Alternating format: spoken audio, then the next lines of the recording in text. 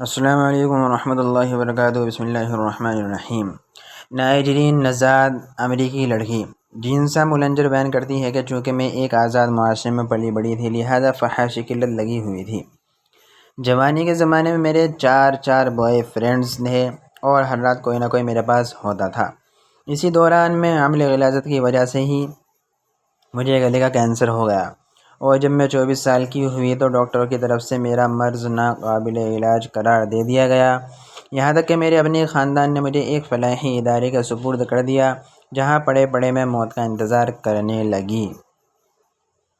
جب میں شدید تکلیف سے تڑپتی تو مجھے سکون آور انجیکشن دے دیا جاتا، باقی میرا کسی قسم کا کوئی علاج نہیں چل رہا تھا، کیونکہ مرض اتنا بڑھ چکا تھا کہ ناقابل علاج ہو گیا تھا، اور ادارہ مجھ پر مزید پیسہ لگا کر فنڈ ضائع نہیں کرنا چاہتا تھا۔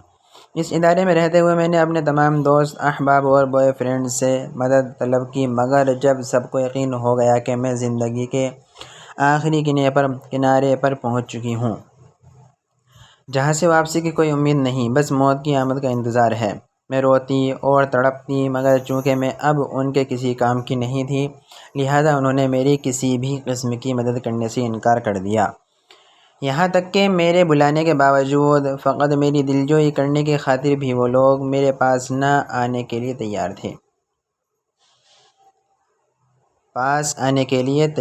نہ تھے۔ موت سے بھی زیادہ تکلیف دہ وہ لمحہ تھا کہ میرے ساتھ جینے مرنے کی قسمیں کھانے والے اور میرے سب رشتہ دار مجھے چھوڑ گئے تھے۔ خیر، میں مکمل نا امید ہو کر سارا دن چھت پر چلتی لائٹ اور گھومتے پنکھے کو دیکھنے میں گزار دیتی۔ انہی دنوں ہمارے ادارے میں ایک پاکستانی مسلم خاتون کو بطور کلینر یعنی صفائی کرنے والی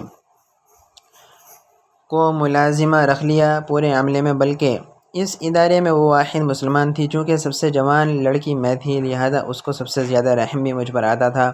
تکلیف میں کراہنے پر کئی بار وہ دوڑ کر میرے پاس پہنچتی تھی، نہ صرف بلکہ میرے ساتھ ادارے مقیم ہر مریض کے ساتھ اس کا ایسا ہی مشفقانہ رویہ تھا، لہذا ادارے کے باسی اور انتظامیہ سبھی لوگ اس سے بہت مطمئن تھے۔ میں نے اس مسلم خاتون سے اس رحم دل رویے کی وجہ پوچھی تو اس نے بتایا تھا کہ اس کی وجہ اس کا مذہب اسلام ہے، جو اسے یہ درس دیتا ہے، اور پھر اس نے مجھ سے میری بیماری کے متعلق پوچھا تو میں نے اسے شروع سے لے کر آخر تک کے تمام حالات سے آگاہ کر دیا۔ مجھ کو ملنے والے ڈاکٹرز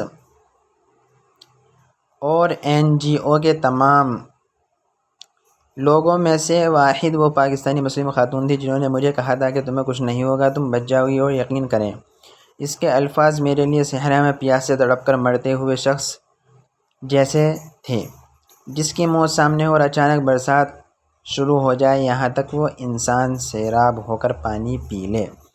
میں نے پہلی بار محسوس کیا کہ میں ابھی اور جی سکتی ہوں۔ مجھے پہلے بار لگا کہ کم از کم جتنی سانسیں ہیں انہیں موت کے انتظار میں گزارنے کی بجائے موت کو ہرانے کی کوشش میں گزارنا چاہیے، لیکن جب دوسری طرف میں ڈاکٹرز کی رپورٹ کے متعلق پڑھتی جنہوں نے میری موت کا مہینہ تک بتا رکھا تھا، پھر مایوس ہو جاتی اور رونے لگتی۔ خیر، اس پاکستانی خاتون نے مجھے اسلام کے متعلق بتانا شروع کیا اور ایک صحابی رسول صلی اللہ علیہ وسلم کے بارے میں بتایا کہ حضرت واصلہ بن اسقع رضی اللہ تعالیٰ عنہ بیان کرتے ہیں کہ ایک شخص نے حضور اکرم صلی اللہ علیہ وسلم کی بارگاہ میں اپنے گلے میں تکلیف کی شکایت کی تو آپ صلی اللہ علیہ وسلم نے فرمایا، اپنے اوپر قرآن مجید کی تلاوت کو لازم کر لو، گلے کی تکلیف جاتی رہے گی۔ اور ساتھ ہی اس مسلم خاتون نے مجھے نصیحت کی کہ قرآن پاک میں ہر کسی کے لیے شفا ہے، تم پڑھ کر دیکھ لو، اگر چند ہفتوں میں تمہیں بہتری محسوس ہو تو ٹھیک، ورنہ تم موت کی منتظر بن کر ویسے بھی بیٹھی ہو، اور تب تک بیٹھی رہو گی جب تک وہ نہیں آ جاتی۔ مجھے پہل اس پاکستانی خاتون کی بات مذاق لگی کہ جہاں ہر قسم کی میڈیکل سائنس ناکام ہو چکی ہے، وہاں یہ صفائی کرنے والی ملازمہ کیا علاج بتا رہی ہے، مگر تقدیر کو کچھ اور ہی منظور تھا۔ شدید تکلیف کے ہاتھوں مجبور ہو کر میں نے اس مسلم خاتون کی بات مان لی، اور اس نے مجھے ادارے کی انتظامیہ سے چوری چوری وضو کرنا سکھایا اور قرآن پاک پڑھنا سکھا دیا، اور گھر سے قرآن پاک ساتھ میں لاتی، جب تک وہ یہاں رہتی وقفے وقفے سے میرے پاس آ کر مجھے قرآن پڑھاتی اور جاتے ہوئے ساتھ لے جاتی۔ جب میں نے قرآن کریم شروع کیا چند ہفتوں بعد ہی میری حالت بہتر ہونا شروع ہو گئی۔ مجھے اپنی تکلیف میں بہت کمی محسوس ہوئی، خاص کر جتنی دیر میں قرآن پڑھتی میں بالکل نارمل رہتی۔ حیران تھی اور خوش تھی کہ میری تکلیف کم ہو رہی ہے۔ اب میں نے کچھ آیات کو زبانی یاد کرنا شروع کر دیا، یہاں تک کہ جب میں پاکستانی مسلم خاتون کی غیر موجودگی میں بھی میری تکلیف کی شدت میں اضافہ ہو جاتا تو میں زبانی آیات کا ورد شروع کر دیتی۔ تقریباً 1 سال وہ خاتون وہاں رہی۔ 1 سال میں مجھے نہ صرف مکمل قرآن پاک پڑھنا آ گیا بلکہ میں نے کچھ صورتیں زبانی یاد کر لیں۔ ڈاکٹرز کی طرف سے طے کیا گیا تھا میری موت کا مہینہ گزر گیا تو ایک بار پھر میرے میڈیکل ٹیسٹ شروع ہو گئے۔ اس بار میڈیکل رپورٹس میں کینسر کی بجائے گلے کی ایک اور بیماری آ گئی جو قابل علاج تھی، لہذا میرا علاج شروع ہو گیا۔ میری گھر والوں کو پتہ چلا تو انہوں نے بھی مجھ سے میل ملاقات شروع کر دی۔ میرے دوست بھی زندگی میں واپس آنے لگے۔ ڈاکٹرز سمیت ہر کوئی حیران تھا کہ یہ معجزہ کیسے ہو سکتا ہے، ہماری سابقہ رپورٹس کیسے غلط ہو سکتی ہیں، مگر کسی کے پاس کوئی جواب نہ تھا۔ میری دل حقیقت سے واقف تھا۔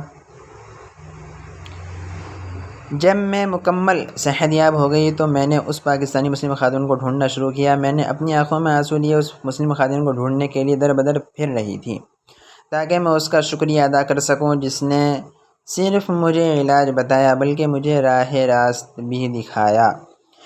میں نے اسی ادارے سے اس کا ایڈریس بھی لیا مگر وہ کسی دوسری اسٹیٹ میں منتقل ہو چکی تھی، اس لیے میری ان کی ملاقات نہ ہو سکی۔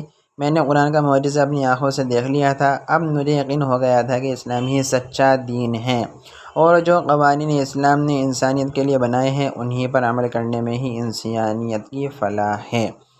میں نے قطر کے ایک اسلامک سینٹر میں جا کر اسلام قبول کیا۔ میں زار قطار رو رہی تھی، میرے آنسو تھے کہ تھمنے کا نام ہی نہیں لے رہے تھے۔ وہاں میرا نام فاطمہ فاروق رکھا گیا۔ الحمدللہ آج میں مسلمان ہوں۔ میں نے ایک ایرانی نژاد مسلم لڑکی سے شادی کر لی ہے۔ میں اور میرا شوہر سعود عرب منتقل ہو چکے ہیں اور میں یہاں اپنی کمپنی بنا لی ہے۔ میں آج بھی اس پاکستانی خاتون کے لیے دعا گو ہوں اور میرا ماننا ہے کہ راہ ہدایت کی طرف آنے میں اس کا بہت بڑا ہاتھ ہے۔